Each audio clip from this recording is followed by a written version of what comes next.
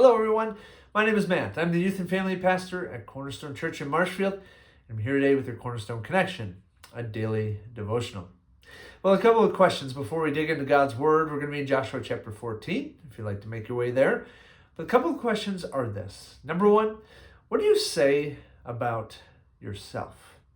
And number two, what do others say about you? And I guess there's one more question.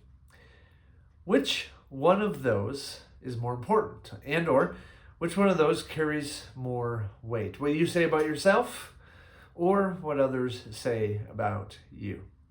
I think there's valid arguments on both sides.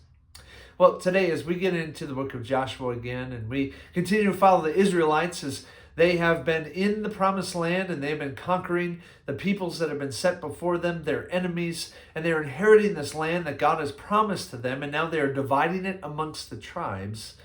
We're going to see a small scene, conversation in which it involves Joshua, who is now the leader of Israel, no longer Moses. Moses is gone.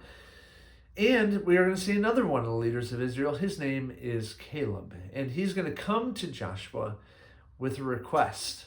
And I want you to hear what Caleb has to say about himself, but in addition to that, I want you to hear what others have said about Caleb.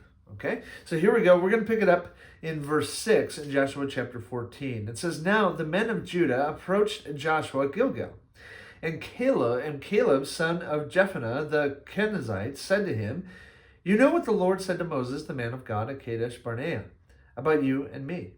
I was 40 years old when Moses, the servant of the Lord, sent me from Kadesh Barnea to explore the land. And I brought him back a report according to my convictions. But my brothers who went up with me made the hearts of the people melt with fear. I, however, followed the Lord my God wholeheartedly.'" Caleb speaking of himself.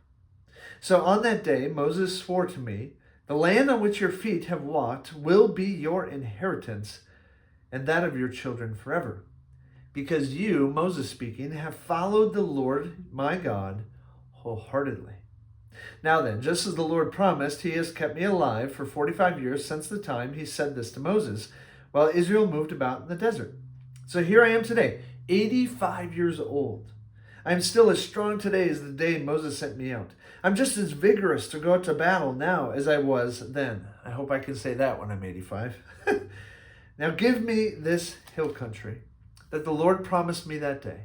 You yourself, Joshua, heard that the Anakites were there, and their cities were large and fortified. But the Lord helping me, I will drive them out just as he said."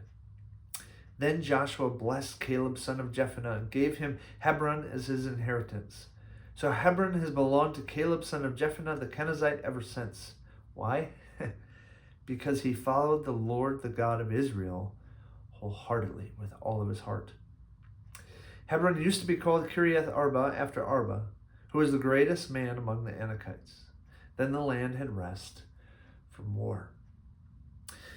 Friends, it's one thing if we say something good about ourselves. It's one thing if you say it, right? If you say, "Hey, I have followed the Lord my God wholeheartedly." Like, it's not that it doesn't mean anything, but it's just, that's one thing. But if that matches what other people say, if they look at your life and they say, "Man, Caleb, he has followed the Lord his God wholeheartedly. Matt, he has followed the Lord his God wholeheartedly. Sarah, Jessica, John, Jim, whoever it is, he or she have followed the Lord their God wholeheartedly." Man, that speaks volumes, doesn't it? And I love how in this very short passage, yes, we see Caleb speak of himself as one who has followed the Lord his God wholeheartedly. But we also see Moses affirming that in Caleb, that he was one who followed the Lord his God wholeheartedly. And then we see it again that Joshua blessed Caleb and gave him this land. And why? Because he followed the Lord his God wholeheartedly. Friends, it's one thing if we say it, but isn't it a whole other thing if others say it about us? Friends, I don't know what you want your legacy to be, but I hope that when my days are gone, people will say, "Yeah, Matt, sure, he was a good husband." I hope they say that. "He was a great dad." I hope they say that, and I hope that's true, and I hope my own kids say that. "He was a good pastor. He shepherded people well. He He tried to teach the Bible faithfully. But at the end of my days, I hope that people will say, at the end of it all, yeah, Matt, he followed the Lord his God wholeheartedly. I could write that about myself, but it speaks so much more to my faith and to my following of Jesus if others observe it about me and they see that it's actually true. Friends, may we all, if we are followers of Jesus, not follow him just with parts of our heart, but may we seek to follow him with all of our hearts. Have a great day, friends, and we'll see you next time on the Cornerstone Connection.